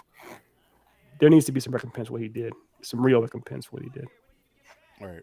Obviously, I'm kind of similar accord with Ethan in regards to actions have consequences. These are the consequences of the actions you decided to take there. But I think it'll be just fine. Honestly, I think within a year it's gonna blow over. Like unless Jada just keeps doing crazy well, even with that, I think it'll blow over with Will. I think Will has so much equity in amongst just not even the black community, but around the world of being just like. Obviously, I don't know him, so I can't say for sure. But he has the appearance of an amazing person, and he has had that for like since I was a child, so like over almost 20 Since years now. before you were born. Yeah, Probably before, yeah, actually Since before you were before born, I he was was rapping in born, the 80s. actually. Yeah, he's rapping so in he's the had that 80s. for so long. I think literally, and then a lot of the issue with the stuff is that people aren't really mad at him; they're mad at Jada because they feel like she. Oh no, pushed that him to do he's that. they're Like mad at Oh him too. no. people are No, mad no, at no, him, but like yeah, he's mad. Yeah, you talking about? people, the narrative is that her actions are pushed him to do that. Like it's not like it wasn't a whole like they had beef, they had their stuff. I think we'll be fine, especially in an era where it's so easy to like self-produce and self-make your own stuff. It's a matter of like It'll take. So here's the thing. Let's look at some other actors and their reputations and what happened to them. We are talking before about Johnny Depp and his career, how massive he was, and how he's kind of been put on a massive hiatus for who knows how long. He got Disney threw him to the curb with the Jack Sparrow. I don't see him coming back with Jack Sparrow anytime soon. And the whole he was not Dumbledore. I'm sorry, but he well, was in no, those movies. they pulled him off the project. They pulled him off one movie that he said he's not coming back for any more Disney stuff. Yeah, but I'm pretty sure they cut ties. I know with the Harry Potter universe, he was involved in that. He was whatever that guy's name was, and they cut ties with him too. There, Grindelwald. Grindelwald, yeah, Grindelwald. You look at somebody like Kevin Spacey. Kevin Spacey had an incident that happened from years ago. Somebody, though?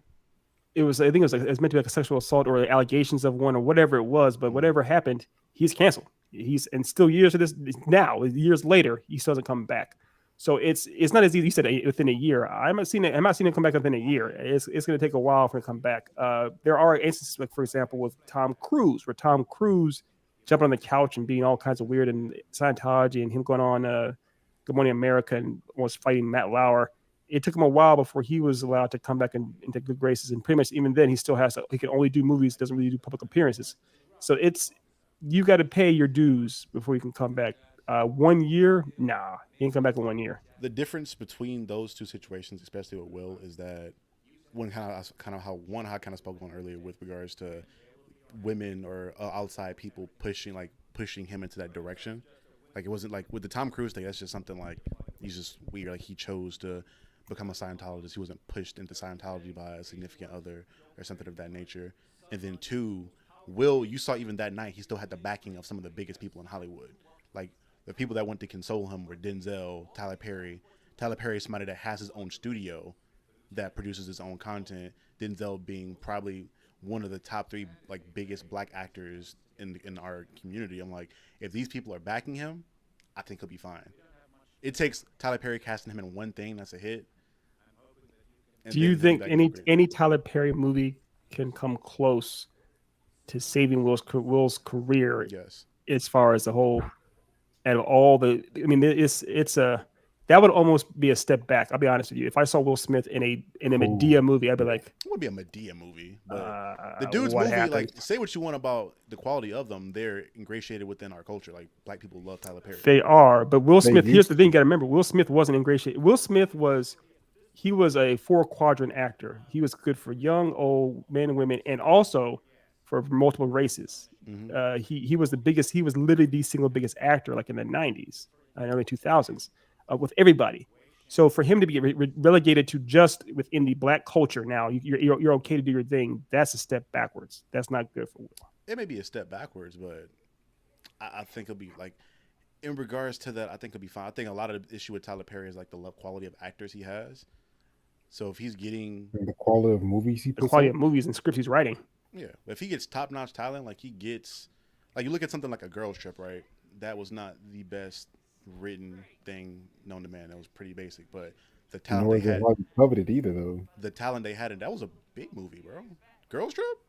Wait, Yeah, was That that was Tyler me. Perry? Was that Tyler It Perry wasn't Tyler directed? Perry, but I'm talking about in regards to a movie that was not written well, but you have Okay. great talent. Like you had big name actors that were known for doing great things in their career beforehand. Outside of like I think Tiffany Haddish didn't really do as much. Yeah, it made at Tiffany that point. Haddish. But you put Will in that, then again, I think he has enough, like we said, enough equity with people that are huge within not only our community, but like Denzel's not just a big black community actor. He's Yeah. universe. He has He's universal massive appeal. four quadrant. Yeah. He's You might be Has right. Denzel done You anything might with be Tyler right. Perry before? No, but of course not. He's like, hey, I'm good. I'm I'm good surprised he over hasn't. here. I feel like that's. I'm not. I am not. Really? I'm not. I'm surprised. I am not. The thing is, Tyler Perry does not produce. He doesn't try to produce quality movies. He doesn't try to do that. Let me That's not put his- this into perspective for you, though, Charlie. You said Girls Trip. Girls Trip in box office did $140 million, right? Right. Independence Day, which came out, when did Independence Day come out? 95, 96? 96. That made $814 million. Who produced? Who directed that? Hmm? Who directed Independence Day? Roland Emmerich. Roland Emmerich, yeah. Roland Emmerich. Yeah. Interesting. In the trailer, you guys probably remember this more than I did, but in the trailers for that, was Will like a huge Yes. part of that He's trailer? Because it was coming off of He's the Fresh face Prince of that Bel-Air. movie. It was coming off of Bel Air. Okay, that's Right off of Bel Air. It was like the Gotcha. first movie he did out of that. All right. Yeah.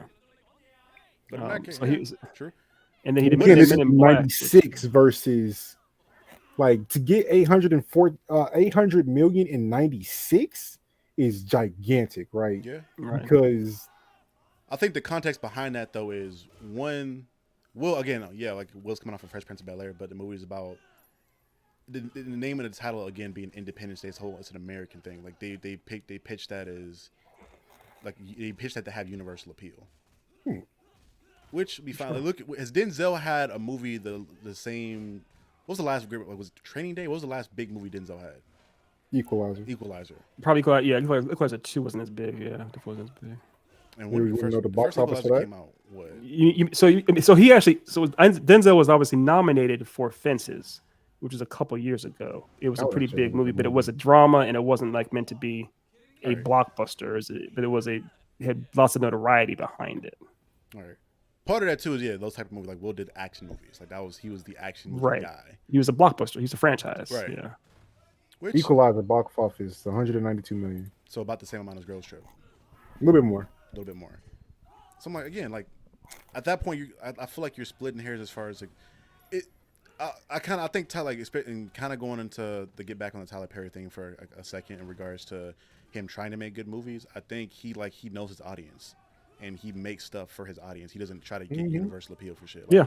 the people that fuck with his that's shit are gonna fuck with his shit, and that provided him enough money in the moves to have to buy his own land to produce films on. Yeah, he has his own studio. He has his own Right, studio yeah. up there in Which- He's Georgia. doing big things down there. Which This now- isn't a Yeah, we're not discredit knocking to him. Tyler Perry. You're not We're gonna, just yeah, saying Tyler like Perry's this is a great. different caliber of movie here. Like Yeah, Yeah, it's not going the same. from I'm not- A-list to B-list. What I'm not Yeah, even if exactly. let's say he's not doing a Tyler Perry produced film. You telling me Tyler Perry can't like move doors or like just put grease up certain hands to get him in big name stuff, especially Denzel. Will Smith has more grease than Tyler Perry ever will. Yeah. So seriously, like, having significantly. it's like so the idea of like Will Smith saying I need Tyler Perry to get me into some rooms, like that doesn't make sense. Like you just like Will Smith is a legitimate A-lister, right? Like you Yeah, know how people right. say they're A-list. He's for real A-list. Tyler Perry might be B-list. Yeah. I think B-list. He might be C-list. He's B-list. You don't be. I don't know C-listers that you get enough money from your stuff to make a whole like to get a whole studio. See, bro, it's that's about land. fame, not about dollar amount. This is those are two different things, right? Like There's a correlation between the two though. you know how many billionaires exist that you don't know their names?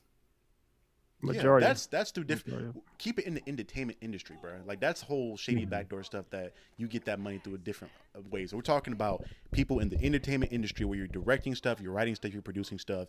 Is there anybody you can think of that where they were able to garner enough money to buy their own production studio. That Or was like a built, yeah. large chunk. No, Well, the No, build no, part. no. chose to do that. He doesn't. It's not like that. Like if Will Smith wanted to make his own, he could have. Because he's probably a billionaire at this point with all the money he's made The off of assets, royalties yeah. and Probably stuff. is. Yeah. Probably Like he is. could do that anytime he wants. He just didn't. Charlie Perry chose to do that. It's not like a power thing. He just chose to do it. I mean, the power thing is still like to me, it's a money thing. Like But we're getting off topic here. I mean, right, the topic is. That's what we but do. For people that still watch, yeah, y'all that's know- what we y'all know do. what it That's is. fair. That's fair.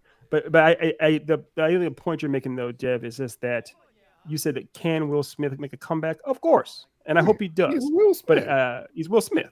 But I do think he will have to. I think he admits it himself. Like he's going to have to take some time to. It won't happen overnight.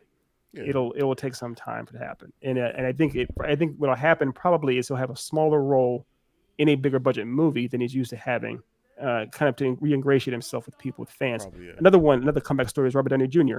Very different Oh, situation. yeah. He was in prison multiple times and had all kinds of drug abuse and everything, but he came back in a movie with a C-list superhero in a Marvel time in 2008 when people didn't give a half a damn about superhero movies, and found a way to kind of come back.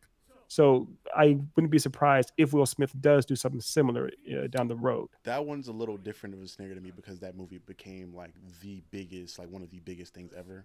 And I don't think. No, I mean the movie, but I mean it's a comeback. It's the idea of a comeback, having a which I comeback. think It can happen. I think he'll get that in whatever role. I say all this to say like the post Tyler Perry thing was just to kind of give credit to him. Like he's not a slouch. You don't do what he did with being a slouch, being C-list. I don't know C-list. Yeah, I mean, yeah, we're not insulting Tyler. Like, I know you're not. Yeah. I'm just like, again, for people watching, like I want to, for the one perspective we have on the bad movies, I want to have the opposite perspective of, again, I'm gonna give this dude his flowers.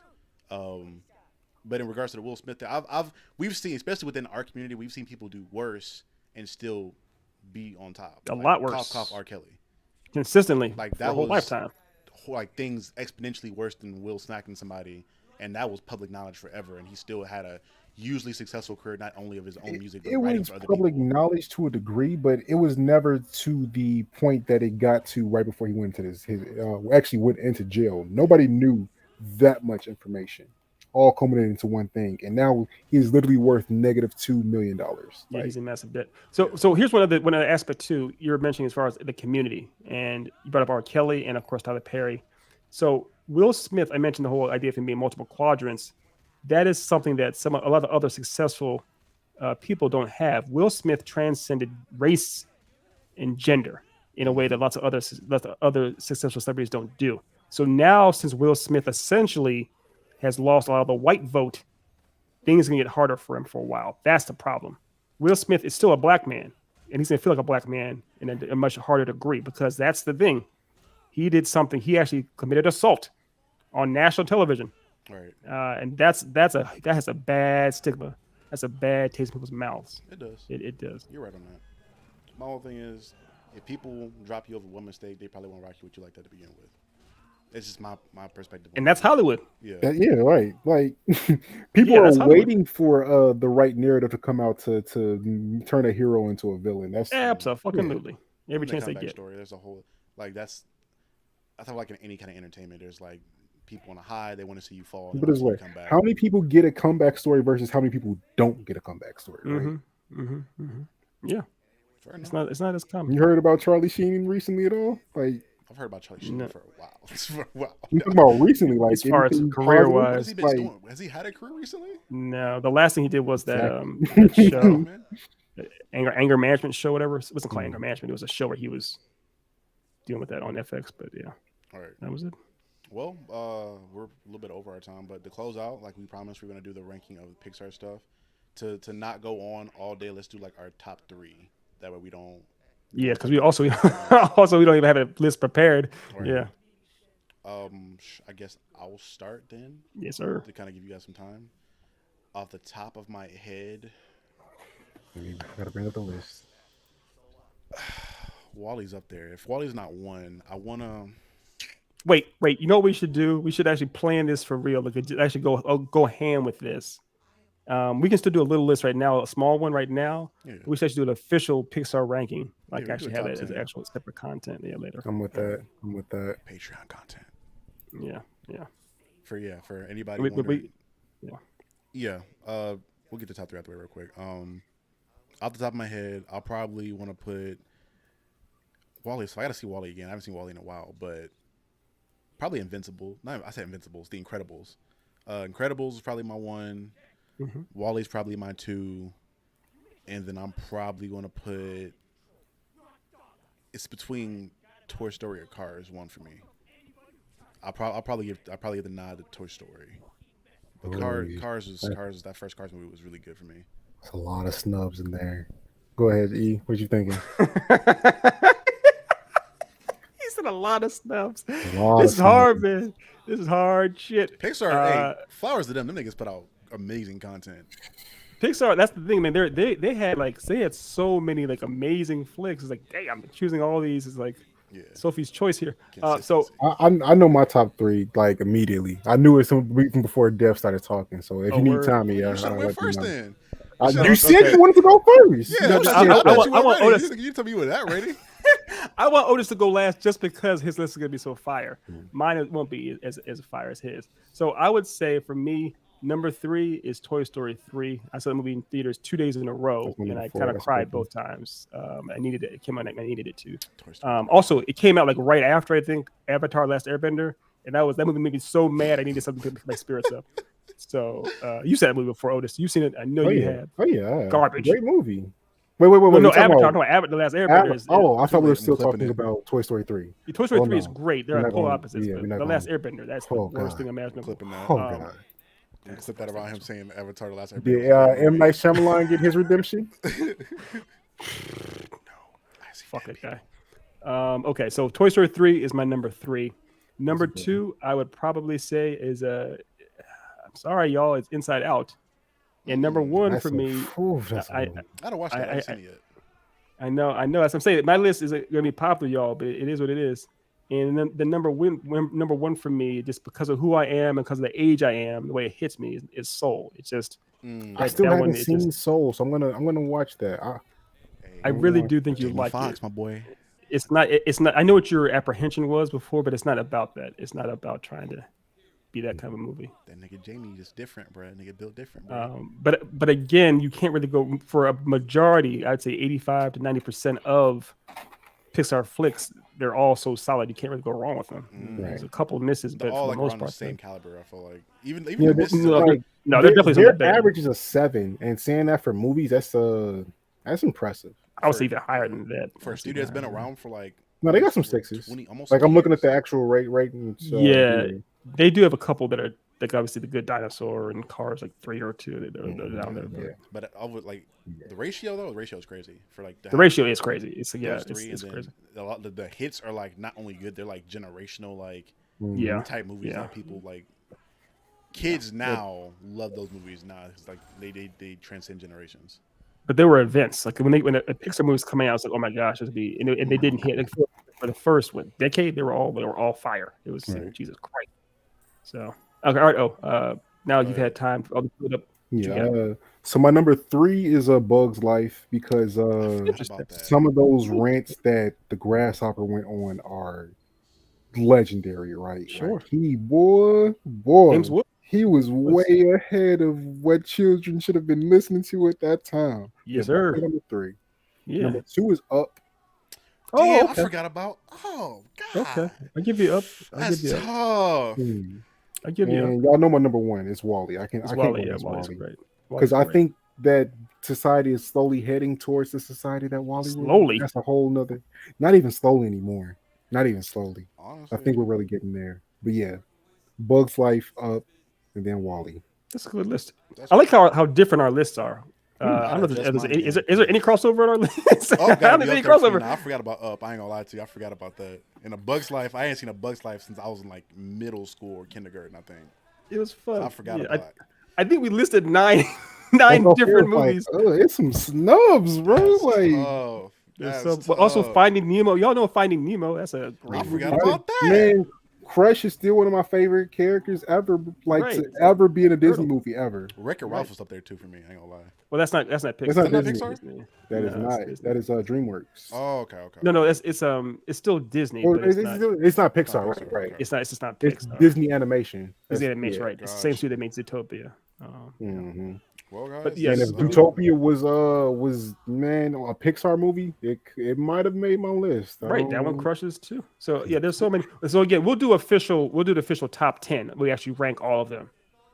We probably should start doing that more often. In general, top tens of things, list of things. Oh, we gotta rank the MCU movies. That'll be yeah. painful because I know how y'all Black gonna come Panther at is in the some top of these five. movies. Everybody, I ain't it's gonna lie. not in the We need top to start picking five. somebody. We need to, We- those we- are great. We were I like how we were starving for Patreon content for a while, and then we got like 4 to 5 ideas for videos to throw on there like in one go. This is gonna be so painful. That's But crazy. yeah, we gotta do these. We'll do these top 10 lists. We'll definitely do top 10 lists on This there. summer, a lot of content coming this summer. Yeah, a lot of We got content. So more we got time. Pixar, top 10 Pixar, top 10 MCU. I would say just top 10 superheroes. This is gonna be one as well. Oh my god, that's tough. So are we separating that to Marvel and DC, or are we doing Just in general, it can be IDW, BAM, whatever. It can be, It's gonna be a whatever. black-ass list for me, boy. I ain't gonna lie to you. Yeah, but Milestone studio that made bunch of Omni Man superheroes, is whatever the you best want. superhero ever. Who is Ooh, Omni Man. Omni Man? Omni You call him a superhero? you capping? Stop it. This nigga's I'm trolling. definitely He's joking. trolling. He's trolling Yeah. so hard. Oh, you trolling me, man. Trolling me. Trolling me on But Sunday. I put it this way: I have more respect for Omni Man than I do 99.9% of superheroes. I'm not saying you don't respect the dude. Yeah. I'm just saying. reading that comic and seeing his whole arc was like he's dope. I fuck with that dude. Y'all seen Yeah, the he's- post today on Facebook in regards to Batman versus Omni Man? No. It was What does it say? it's one of those things where people don't like Batman, so they put him in like a scenario that was very disadvantageous for him. It was like 2 scenarios. One was like a random encounter, and the second one was with prep time. And Granted, fanboy still tried to say Batman won those. There's no, I can't see. So the thing is with Batman versus Superman, there are weaknesses you can exploit: magic and kryptonite, right? And also people. Superman cares about people. Omni Man, they have a they have significant those weakness. weaknesses. They have a Doesn't care about significant people. weakness. There's The no. Viltrumites are highly susceptible to sonic frequencies. Like to Oh, the point- okay. Like they get like I'm not gonna spoil it. I'm gonna spoil a lot of shit for you, honestly. Well, I don't know how they're gonna adapt it in the anime. Yeah, But in the comic, literally, Rex Robot mass murders like a lot of Viltrumites with that, like with no effort. well, we gotta stop because we're getting into spoilers for a show that people have not seen, can't Fair see. enough. So, Yeah, it but doesn't yeah. even exist yet, technically. Yeah. Yeah. My whole It exists thing yet. was, I was like, if it's like a random encounter and this nigga sneaks Batman like he did the Guardians, like, yeah, obviously. But prep time, literally, like the Justice League is infinitely stronger than Viltrumites. Oh yeah. So I'm like, if he has contingency plans and armor and weapons that can like tolerate them, I'm like the Hellbat armor is like he didn't even need to have any kind of prep time for that. The Hellbat armor alone is like that's another thing too. Is like I mean, that also kills him though. So it does, but it drains it. He's snuffing Omni Man in like 0.2 seconds. well, plus if we're saying here's what people always say with prep time. I think if you can get prep time to Batman, you got your prep time to who's his opponent as well. It's got to be fair. Yeah, but what is Nolan doing? Nolan's not he has battles tactics, but he's not like what is he gonna do to overcome? He's gonna research Batman. if he Think about knows this. that When he took Batman down is a guy that will put any amount of money into gadgets against him, he's like, oh, I know I don't like these things. I'm probably going to put some defense against those Yeah. things too. You know what I'm You saying? get prepared for that. They may The not difference fly in is and like pick out. the difference is like in the comic when they like had to have a defense for the Sonic thing that I talked about earlier. He had to go to somebody else to get that. If it's just them two, That's part of the prep. That's part of the prep Yeah, time. but that That's prep- literally so prep they can time. go to outside help now for that. But Prep the thing day. is, the Hellbat armor isn't That's what made by Batman's exclusively doing. Batman's not building Like, this shit by he himself got all the time. pieces There's Lucius from and everywhere. Even to if it's make not the that. Hellbat armor, he has a whole armor that went toe to toe with Superman in the Dark Knight Returns that he built himself. And that's Well, folks, old man we're at Batman. an So I'm hour like, and a half. If we playing We're at an hour and a semantics with half. that, like Batman has infinite the- amounts of resources to build. Okay, for so you Nolan. think that Batman smelted the metal? Like he got all like he did that himself? He Probably mined Wayne- it and everything. Wayne tech Like that he shit, mined the probably. metal and We've then melted got to it. we've and got to then- pull the plug of okay. this. This will go on way past. It's already an hour and a half. We've got to pull the plug. People Please. still here. We still got people Gotta put the watching. plug. So I mean, it is what it is. If y'all want to see more of that, let us know. We can go through that whole debate. I think And people. I'm I sure think we that will. Batman hate's getting crazy. I'm sure we will. Like people are I'm putting sure him we in shit, will. but it is what it is. For people that don't know, right now we have a giveaway on that's officially on and launched.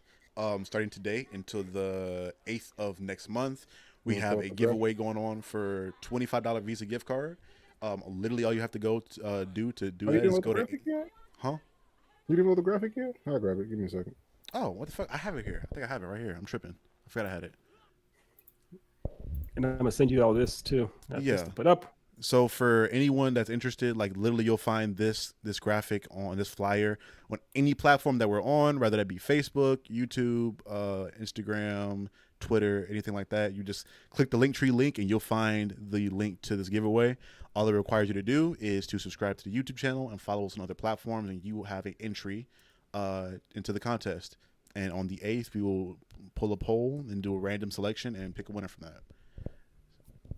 So yeah, 24th today up until May 8th. So if you guys want to subscribe, go ahead. Not subscribe. If you guys want to enter in, please do so. And you want to show the picture, our group, our family photo? It's up there.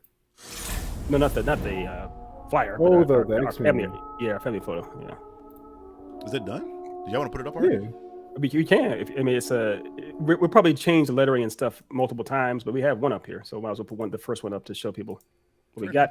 I got it right here. Hold up, 1 sec. No. This one actually has lettering. Has lettering on it too. Oh, does it? I didn't see that shit. Yeah. You showed it to me. No, I'm putting it in the watchtower, so you can. That's what I'm talking about. Putting it up now. Yeah, he literally just got in the process of making that like right before the show. Right before the show. So this is one version right here that's up there. He got it done that fast because we were just talking about it. Yeah, that's Yeah, crazy. he colored it up and changed it. So that's one there.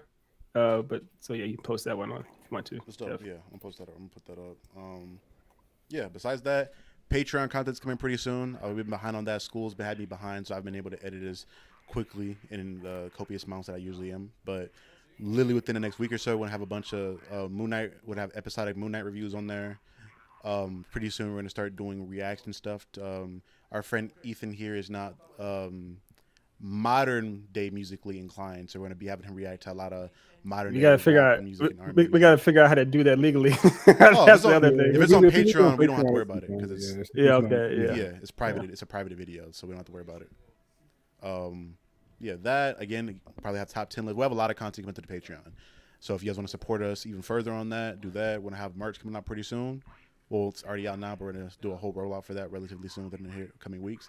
A lot of stuff coming, guys. So if you guys like what we're doing, you like our content, stay tuned, and we have a lot more dope shit coming. Did you put the picture up, the family photo up?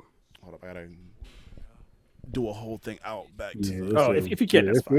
It's a process for doing it. Never mind. I have to leave the whole setup.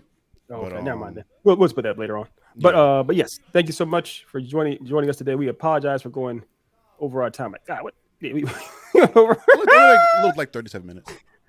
37 minutes, yeah, no, but we appreciate y'all hanging with us for a virtually episode and a half of the show. We had a lot to discuss today.